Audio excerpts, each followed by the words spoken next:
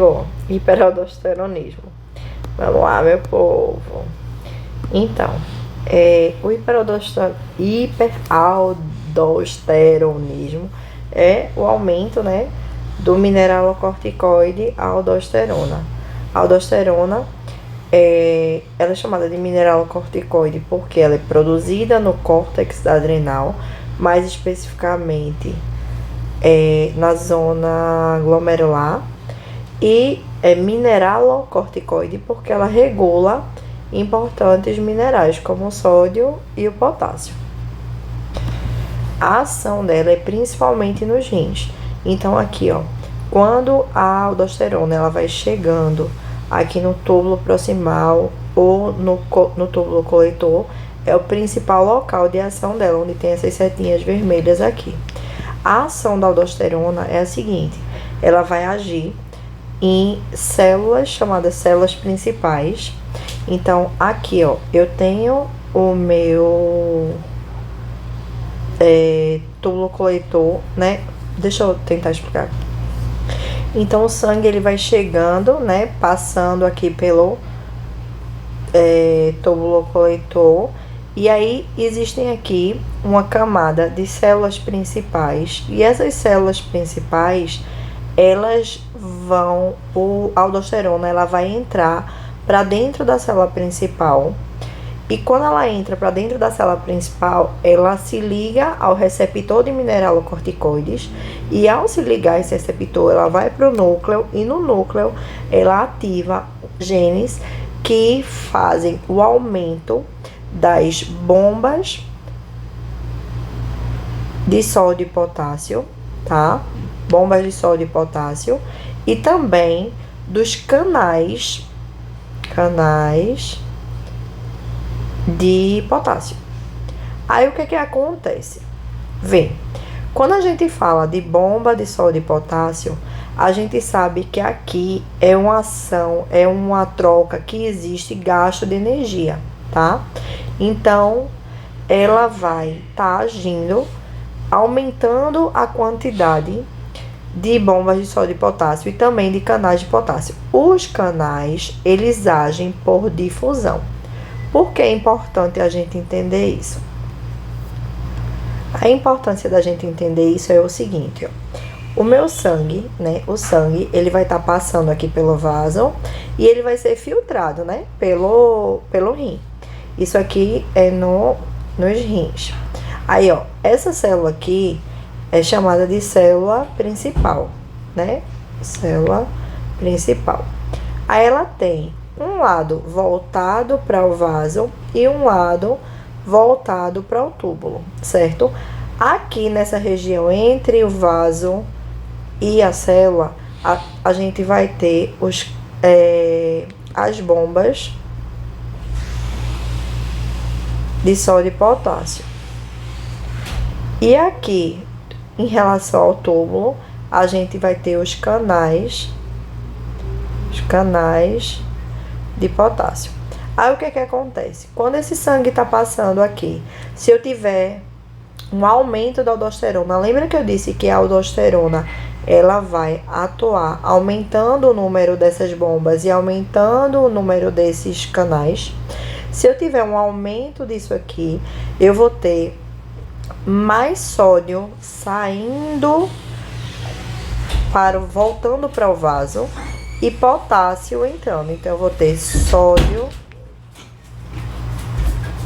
voltando para o vaso e potássio entrando para a célula, certo? Só que isso aqui não é o normal. Então o que acontece? Por osmose, se eu tenho muito sódio aqui dentro desse vaso, se eu tenho muito sódio, quando ocorrer a osmose, eu também vou acabar reabsorvendo muita água. E isso vai acabar levando a minha hipertensão arterial. E já que do lado do túbulo, se eu tinha muito potássio, eu vou acabar excretando, ou seja, na urina, esse potássio. E aí esse potássio vai diminuir, causando no sangue uma hipocalcemia. calemia ou hipopotassemia. Então, assim é a fisiopatologia do hiperaldosteronismo. Aí, quando é que eu pesquiso esse hiperaldosteronismo? Normalmente é pesquisado em pessoas com hipertensão resistente. Quando é que eu considero que uma pessoa tem hipertensão resistente? Quando ela toma 3 medicações em dose máxima. Um deles tem que ser um diurético, tá?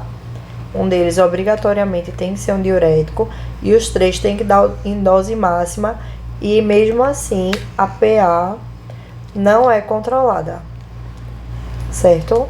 Aí, nesse caso, eu considero que eu tenho uma hipertensão resistente. Outra situação também, a pessoa pode tomar 4 medicações, tá? E conseguir o controle dessa pressão arterial. Eu também vou considerar como hipertensão resistente. Persistente, resistente. Normalmente, os sintomas que aparecem no hiperaldosteronismo, para mim é quase um trava-língua falar isso.